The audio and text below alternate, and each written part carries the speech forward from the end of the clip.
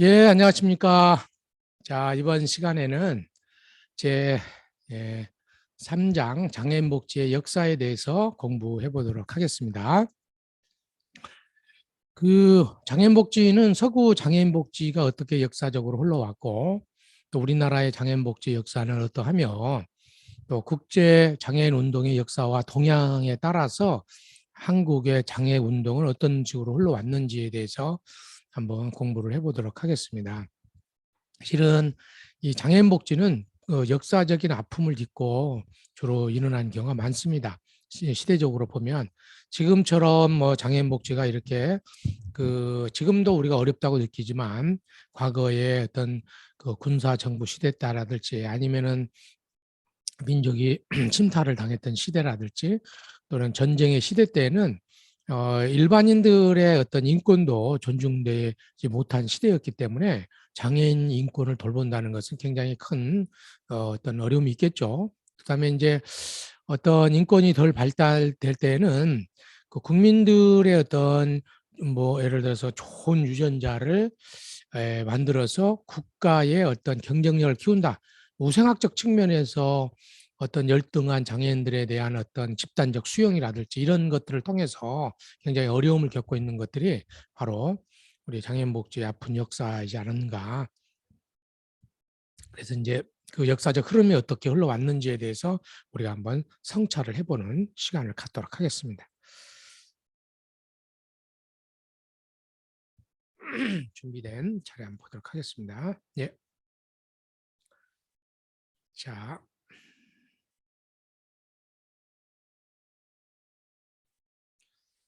그래서 오늘 전반적으로 오늘날의 장애인 복지를 이해하기 위해서는 과거 장애인 복지가 어떻게 형성되었는지 또 형성된 역사를 이해할 필요가 있겠습니다. 그래서 이제 우리가 역사적인 과정을 알아야 향후 우리가 역사가 어떤 식으로 또 어떤 발전 방향으로 가야 될 것인지를 예측하고 또 우리가 앞으로 맞이해야 될 역사 속에서 시행착오를 막을 수 있는 방법이 있을 것이라고 생각합니다. 그래서 이 장에서는 근대적 의미에서의 장애인 복지가 먼저 발달한 서구의 발달 과정을 좀 살펴보고 다음으로 한국의 장애인 복지가 어떻게 시작하고 발달되었는지 살펴보도록 하겠습니다. 또 국제 장애운동의 역사 및 동향과 우리나라 장애운동의 역사와 동향을 살펴봄으로써 향후 우리나라 장애인 복지 실천의 방향을 예측해보는 그 시간을 갖도록 그렇게 하겠습니다. 그 전체적으로 보면 앞서 설명했던 것처럼 서구의 장애인 복지의 발달 과정을 살펴보고 한국에서의 장애인 복지가 어떻게 발달했는지 국제 장애 운동의 역사와 동향에 대해서 우리나라 장애 운동의 역사와 동향을 살펴보도록 하겠습니다. 서구 장애인의 역사는 고대로부터 시작해서 근대까지 살펴보면 고대는 고대 사회 장애인과는 원칙적이고 굉장히 부정적이죠. 예. 또 전쟁터에서 부상을 당한 그리스인에게는 공적 지원을 제공하였고 보장군을 사용하기도 했다. 옛날에는 전쟁들이 굉장히 많았기 때문에 그래서 장애인을 동정이나 또 보호의 대상으로 보려는 인식과 장애인의 상황에 따라 다르게 취급하는 등 또 예외적인 경우도 했었던 것들이 고대의 장애인 복지에 간략하게 살펴본 역사다. 중세 때는 약자의 보호와 구제 또는 애타 정신을 강조한 기독교의 박애 사상을 기초로 하여 종교적으로 구제 보호가 시작된 시기다. 장애인을 비장애인과 평등하게 보는 근대적 의미의 복지 사상과는 거리가 좀 멀었다. 사회복지의 역사와가도 좀 이렇게 맥을 같이 하는 측면이 있는데 초창기 사회복지의 역사에서도 어떤 클라이언트의 어떤 진정한 3의 질 복지보다는 하나의 어떤 영적 구원의 대상으로서 하나의 계몽의 대상으로서 기독교인 중에서 중산층 이상의 여성들이 어떤 그 어려운 사람들을 돕는 과정에서 있었기 때문에 어떤 그 서비스 대상 중심보다는 서비스 제공자 중심의 어떤 다른 어떤 목적을 가지고 하는 경우가 있던 시기가 중세 시대의 내용들이다 이렇게 보면 되겠고요. 근대 때는 장애인에 대한 인식이 크게 변화하는 계기를 인권이 많이 향상이 되면서 변하는 시기를 마련하게 됩니다. 장애인의 본질을 합리적으로 이해하려는 노력은 장애 아동에 대한 교육의 가능성을 제시해주면서 장애인 교육을 시작했다. 그래서 어릴 적에 우리가 장애인들에 대한 교육을 어떻게 하느냐. 그래서 장애인 교육은 초기 아동기 때 또 유아기 때의 교육이 굉장히 중요합니다. 그래서 특수교육적 측면에서 보통은 그 어릴 적에 아이 하루는 성인기 때 한 달, 1년과 맞먹는다 이렇게 이야기를 하거든요. 그래서 되도록이면 빨리 장애 아동들을 발견했을 때 어릴 적에 빨리 특수교육을 통해서 아이들이 그 앞으로 인생을 살아가면서 도움이 될 수 있는 방향으로 어떤 교육을 하는 것들이 굉장히 중요한 측면이 되는데, 근데 있어서 이게 장애 아동에 대한 교육이 종교에 대한 어떤 깊이 있는 관심 이런 게 시작된 거죠. 차의 진화론과 우생학 이론은 장애인을 위협하고 유전적으로 열악한 인자를 보유한 사회의 제거 대상으로 설명하는 근거가 되었고, 장애인을 따로 시설의 보호하도록 하는 이론적 근거가 됐다. 그러니까 시대적으로 어떤 이념이 나오느냐에 따라 장애 아동에 대한 교육에 대한 가능성도 제시했지만, 시대적으로 진화론적 관점에서 굉장히 퇴보되고 그 사회에 적응력이 떨어진 어떤 사람으로서, 그 다음에 이제 어떤 열등한 존재로서, 그래서 우리 사회에 더 어떤 포괄적으로 안아야 될 대상보다는 우리 사회와 섞이지 말아야 되고, 또는 그 후세대를 위해서 어떤 종족을 남기지 말아야 될 어떤 대상으로 이런 그 우생학적 이론이나 진화론이 영향을 준 거죠. 그래서 대부분은 장애인 시설들이 어떤 일반인과 별도로 생활시설에서 보호하고 수용시설 수용해서 보호하는 이렇게 그러한 그 하게 되고, 또 그렇게 하도록 만드는 이론적 근거가 바로 우생학 이론이나 사회 진화 이론이다 하는 것들을 우리가 조금 더 근대 이론에서 살펴봐야 될 것 같습니다. 이제 그 현대로 들어오면서 1910년도에서 1950년대에는 이제 전쟁으로 장애인이 된 퇴역 상위 군인을 위한 직업 재활이라든지 의료 재활을 중심으로 장애인 제도가 마련되기 시작했다. 그래서 국가를 위해서 이제 전쟁터에서 나가서 일하는 그 싸움하다가 이제 이분 그 장애에 대해서는 국가가 책임을 져야 되잖아요. 예, 그래서 2차 세계대전, 1, 2차 세계대전 이후에 실은 미국 같은 경우에도 어마어마한 그 장애인들의 재활을 위해서 도움을 엄청나게 많이 그 투자를 했고, 그러는 과정에서 이 어떤 장애인에 대한 직업 재활이라든지 의료 재활이 상대적으로 좀 발전한 계기를 마련했다. 1960년대, 1970년대에서는 60년대 들어 장애인의 시설 보호를 반대하며 시작된 정상화 운동이 전개됐다. 그러니까 이제 정상적인 장애인 복지 핵심적인 기제 중 하나는 정상화 이론이거든요. 그러니까 정상적인 사회라는 것은 그 사회 속에 일정한 아동이 있고, 그 사회에 일정한 어떤 노인도 있고, 그 사회에 일정한 어떤 그 장애인도 섞여 있다는 거죠. 예를 들어서 어느 사회에 갔는데 전부 다 아동만 있고, 어느 사회에 갔는데 전부 다 노인만 있고, 어느 사회에 갔는데 전부 다 장애인만 있다. 그건 정상적인 사회가 아니라는 거죠. 그래서 정상적인 사회에서는 인류 역사를 통해서 보면은 이렇게 좀 근본적으로 이렇게 그 장애 인구가 그 출현이 돼 있다는 거죠. 그러니까 정상적인 하나 우리 사회 하나의 구성 어떤 그 사람으로서 보고, 이들을 어떻게 잘 통합해서 사회 발전을 위해서 나가도록 할 것인가, 어떻게 그래서 정상적으로 보고 우리 사회에 같이 융합해서 통합해서 갈 것인가를 생각을 하는 방향으로 이 정상화 이론이 이제 굉장히 대두가 된 거예요. 그래서 우리와 더불어서 같이 살자 이런 이념이 나온 거죠. 예. 자, 그다음에 이제 1980년대에서는 1981년을 세계 장애인 해로 정하고, 회원국의 장애 정책의 지속적인 추진을 촉구하기 위해서 1983년부터 1992년을 유엔 장애인 10년을 선포하고, 이를 실천하기 위한 구체적인 지침으로 장애인에 관한 세계 행동 계획을 발표하기 시작을 했습니다. 그래서 이제 그러는 가운데에서도 이제 스포츠 분야 같은 데에서도 일반 올림픽 후에 장애인 올림픽들을 계속해서 개최한다든지, 그래서 이제는 장애인 복지 운동이 그 개개인 운동뿐만 아니라 개개의 국가에서 머물지 않고 세계적인 어떤 네트워크를 통해서 어떤 장애인 복지를 이루려고 하는 그런 방향을 한 거죠. 그래서 우리가 이제 세계의 그 여러 어떤 선진국의 반열에 간다는 것은 경제적 수준만 있는 건 아니거든요. 그래서 경제적 수준뿐만 아니라 이 복지 수준, 또 세계에서 어떤 세계에서 기본적으로 어떤 그 평균적으로 해놓은 어떤 노인이나 장애인이나 아동들의 어떤 삶의 질은 이 정도 돼야 된다는 기준들이 있어요.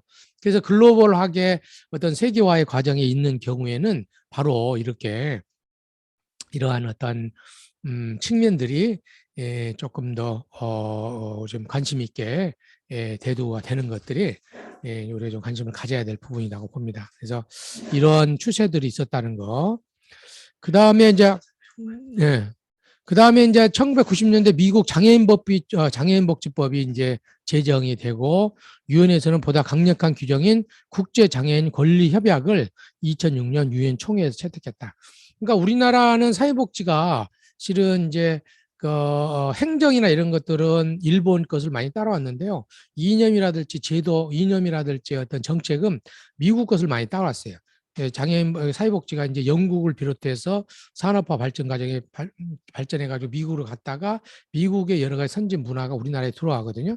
그러니까 이제 미국의 장애인복지법이 우리나라에도 영향을 준 거죠. 세계의 어떤 그 대표적 국가로서 여러 가지 그 세계의 이러한 그 복지적인 부분에서도 영향을 준 거죠. 예.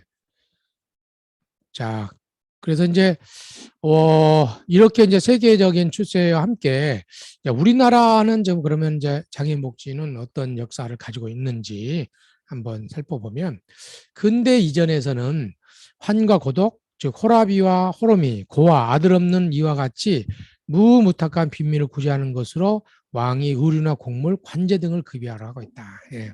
그래서 실은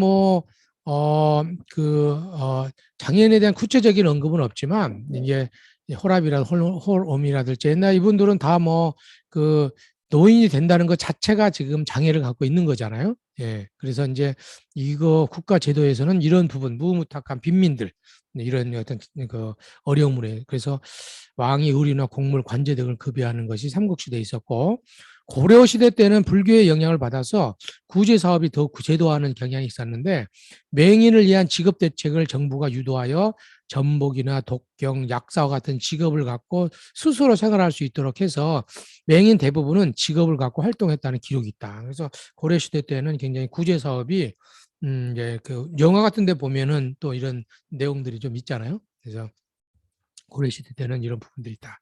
조선시대 때는 유교 사상의 영향으로 구휼 사업이 이루어지고 조선시대 장애인의 구제 대책으로는 맹인의 점수업을 허가한다든지 노약 폐질자에 대한 노동 면제 및 구휼 등 미비한 구제책만이 있어서 장애인은 가족이나 친족의 부양에 의존하는 그러한 측면이 이제 좀 있었던 것들이 우리나라. 그래서 이제 그 우리가 장애인들을 별도로 이렇게 어떤 그 제도적으로 준다든지 그런 것들은 실은 발전한 지가 얼마 되지는 않는 거죠. 자, 근대에 오면서 미국인 선교사가 평양에서 맹인 학생을 집에서 보호하며 맹인 교육을 실시하는 것이 최초가 됐다. 기독교적인 관점에서도 굉장히 중요한 의미가 있는 거죠. 1944년 조선 구호령을 제정하고 장애인 구조 사업이 장애인만을 대상으로 한 것이 아니며 식민 통치를 정당화하기 위해 실시된 사업이라는 한계가 있다.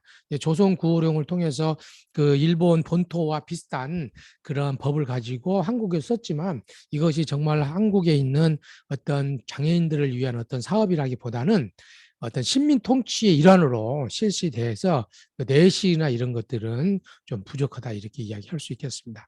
1948년에 이문영이 정신박야가 수용시설인 중앙각 각심학원을 설립을 했고 이 기관이 우리나라 최초의 정신박약 보호시설이며 이후 국립제어아련이 됐다. 그래서 48년도에 이것이 이제 발달하면서 그 국립재활원으로 발달한 이런 역사를 가지고 있는 부분을 알 수 있겠습니다. 자, 현대로 오면서 정부 수립 이후에 1980년대까지 장애인 복지는 주로 외국의 원조단체에 의해 행해졌으며 군사 원호자와 국가유공자에 대한 대책에 마련했다. 1977년 장애 관련 법으로 최초로 특수교육 진행법이 만들어졌고 1972년 4월 20일에는 한국장애인재활협회 주최로 제1회 재활의 날을 지정했다. 장애인 날을 지정했다. 그래서 정부 수립 이후에 1980년대까지는 우리가 1950년도에 이제 6.25가 터지고 그 6.25 이후에 세계 각지에서 우리나라를 돕기 위해서 많은 단체들이 한국에 옵니다. 그래서 한국을 돕는 외원단체 모임이 있었어요. 그래서 이제 서로 협력하면서 이렇게 외원단체를 돕다가 외원단체들이 어느 때 후퇴했냐면 1970년대 후반에 후퇴했습니다. 많이. 왜 그러냐면 1970년대 되면서 우리 박정희 정부 때 새마을 운동하면서 우리나라가 경제적으로 많이 부흥을 한 게 된 거예요.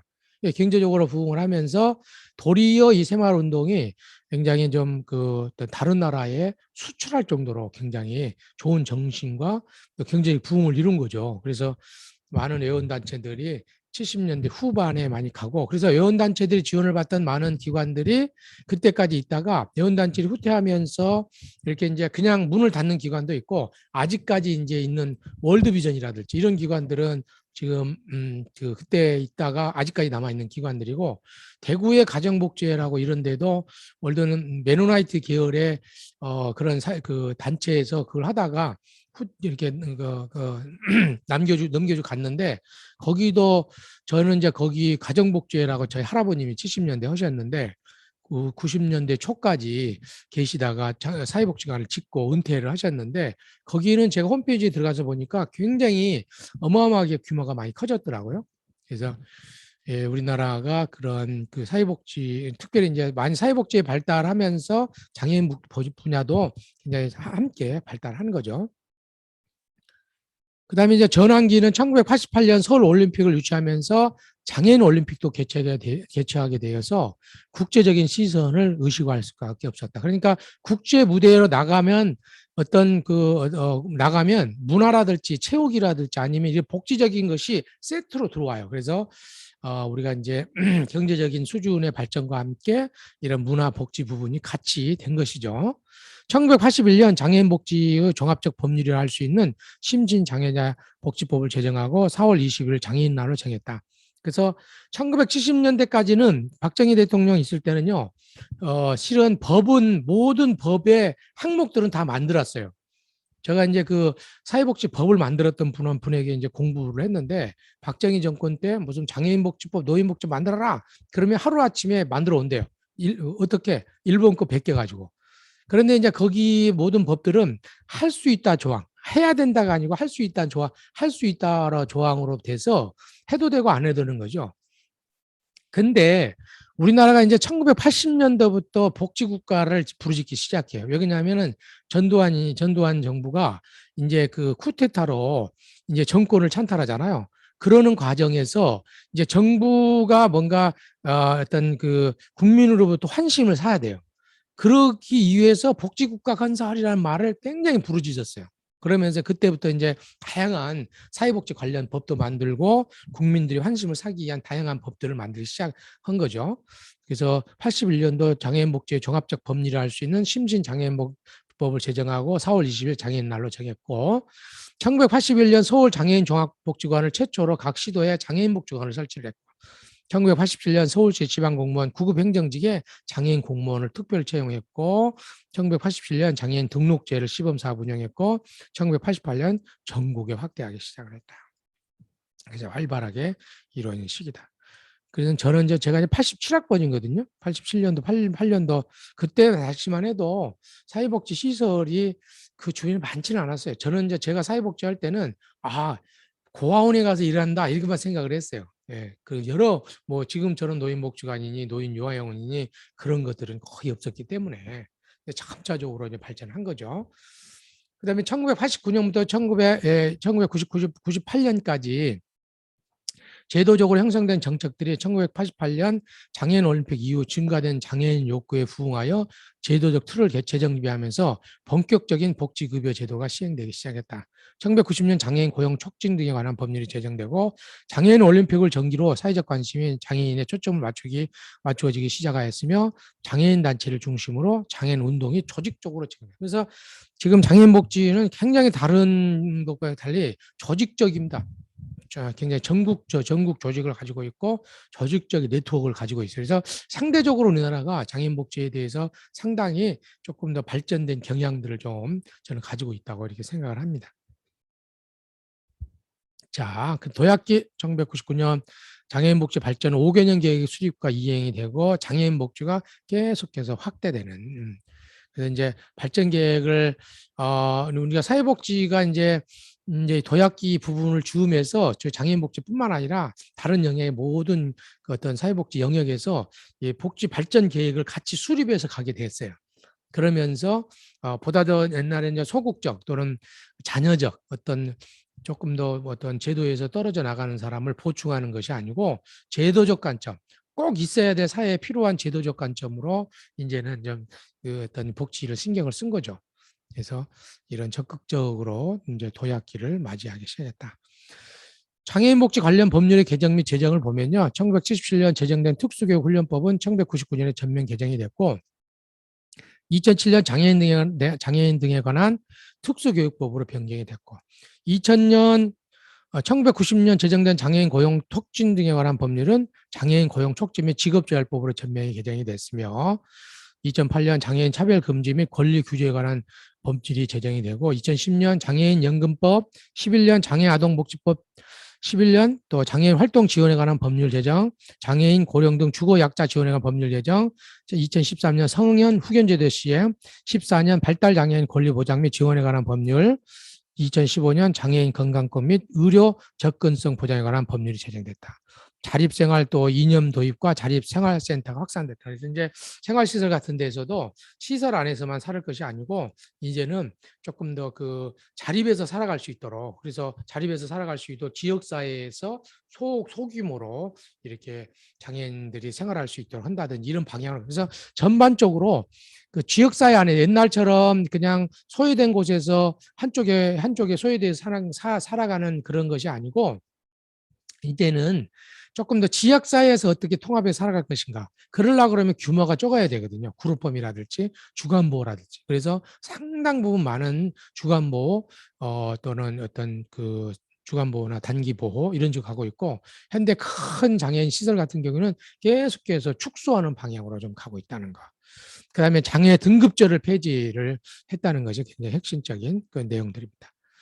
1900 자립생활 지향점 우리 근데 그다음에 이제 우리가 한국 같은 경우는 이제 그 그간의 역사를 봤고 우리 이제 특별히 장애인들은 이제 그 뭐라고 할까요 이렇게 그, 그 운동적 성격에서 장애인 운동이 일어난다고 보거든요.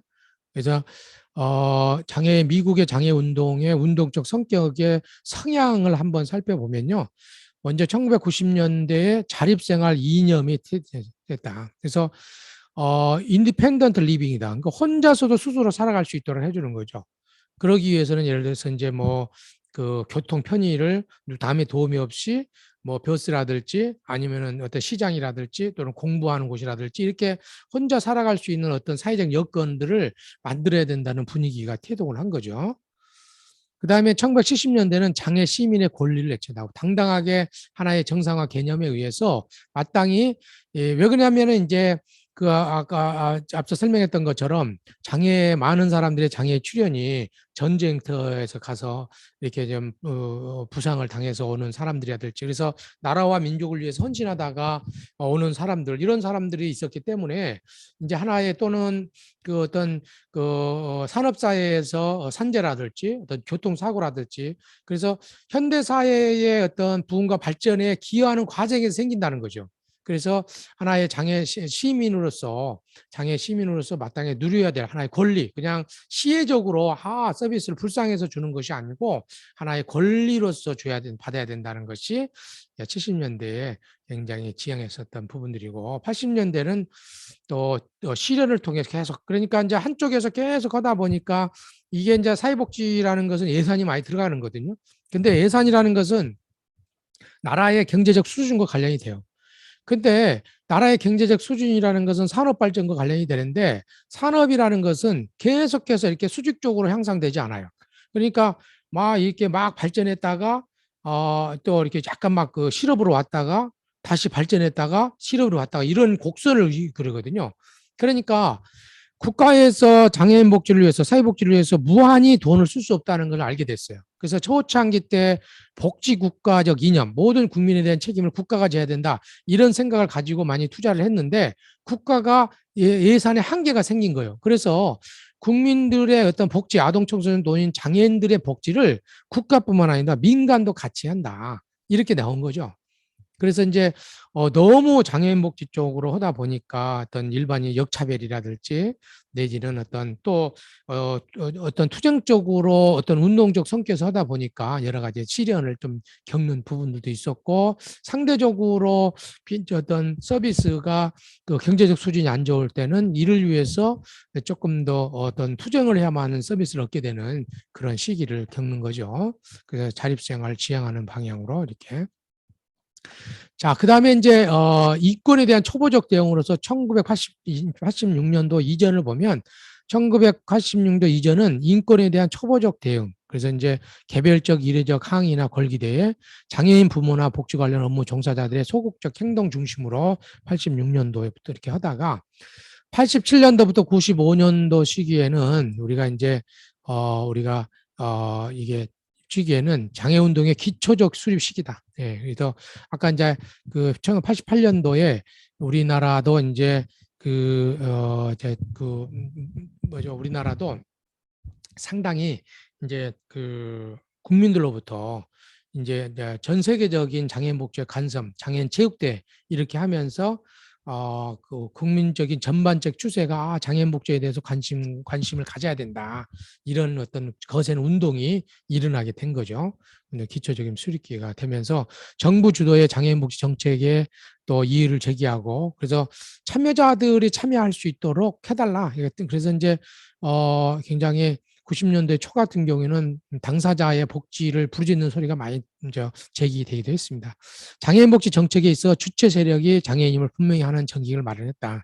그래서 제가 이제 96년도 이제 96년도 그 즈음에도 어떤 이야기가 이제 제가 근무할 때도 어떤 이야기냐면, 장애인 복지관을 그 일반 그 비장애인들이 운영을 했어요. 그러니까 뭐 기독교 단체에서 위탁을 받아가지고 관장이나 또 이런 사람들을 다 장애인이 아닌 사람들 하니까, 장애인 단체에서 왜 장애인 복지를 비장애인들이 하느냐, 이렇게 큰 사회단체 같은 데서 장애인 단체에서 막 거세게 항의를 했거든요.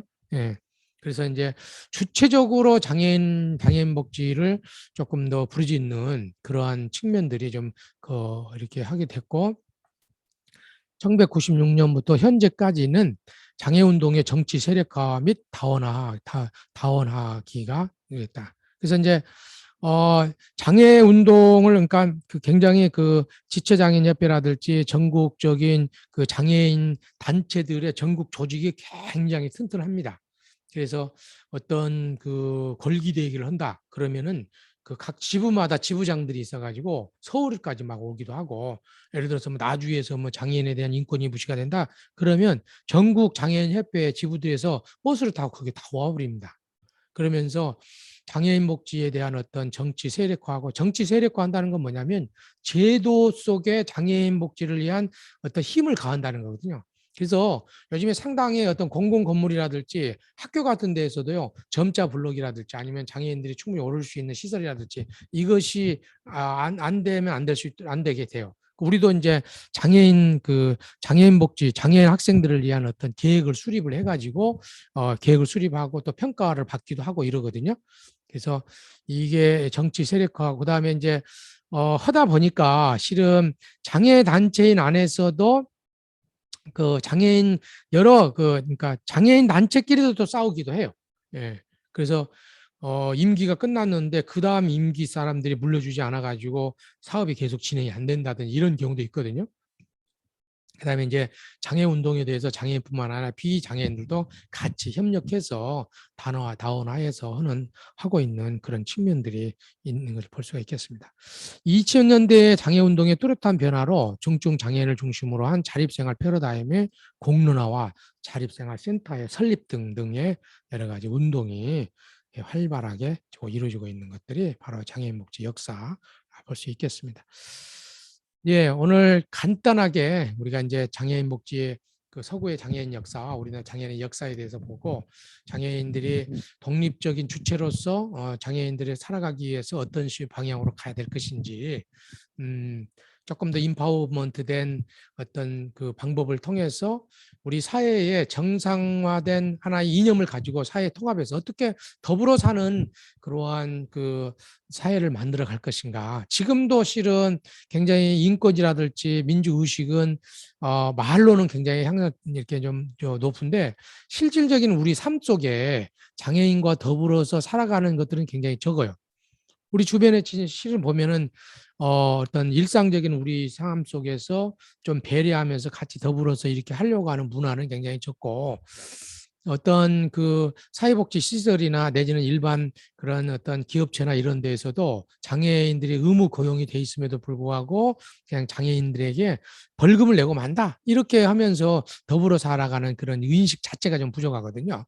그래서 역사적 관점에서 본다 그러면 어떤 그 장애인들의 어떤 그 인파먼트를 통해서 어떤 앞으로 이제 그 우리가 선거라든지 이런 부분에서 장애인의 인권이 향상되는 또 장애인 복지가 향상되는 방향으로 가야 되겠고 또 끊임없이 우리가 그 장애인 인권에 대해서 늘 관심을 갖도록 끊임없는 교육을 하다. 실은 우리가 그 교직에 있는 사람이라든지 또 사람들은 장애 인권에 관련된 장애인에 대한 편견에 대해서 그 교육을 받도록 되어 있거든요. 근데 제가 봐서는 너무 형식적이에요. 그래서 어떻게 정말로 현실적으로 더불어서 우리가 같이 더불어서 살아갈 우리 공동체 이론이라고 생각하면서 갈 것인가 이거에 대한 깊은 관심이 좀 필요하고 조금 저는 이제 코로나가 끝나면 독일이 장애인 복지가 굉장히 잘 돼 있어요. 지난번에 이제 우리가 나치 시대 때의 장애인 학살 이후로 어떤 굉장히 장애인에 대한 관심을 보고 그 사죄의 의미로 장애인 복지가 아마 굉장히 궁극적으로 많이 발전을 저는 했다고 보는데 그 장애인 복지 시설이나 제도나 정책이 어떻게 돼 있는지 한번 제가 이제 그 있는 시설에 나중에 직원들과 한번 가보려고 하는데 여러분도 혹시 나중에 이제 코로나 끝나면 시간이 되신 분들은 한번 일본도 굉장히 잘 돼 있어요. 제가 이제 한 15년 전에도 몇 번 방문을 해봤었는데 그런 기회가 되면은 같이 한번 해볼 수 있도록 그렇게 하겠습니다. 지금 이제 다음 주까지는 저기 하겠지만요. 향후 제가 장애인 시설의 원장님들을 한번 초빙을 해서 줌으로 초빙해서 실질적인 장애인 실태에 대해서 여러분과 같이 한번 나누는 그런 시간을 갖도록 하겠습니다. 여러분 시청해 주셔서 감사합니다. 고맙습니다.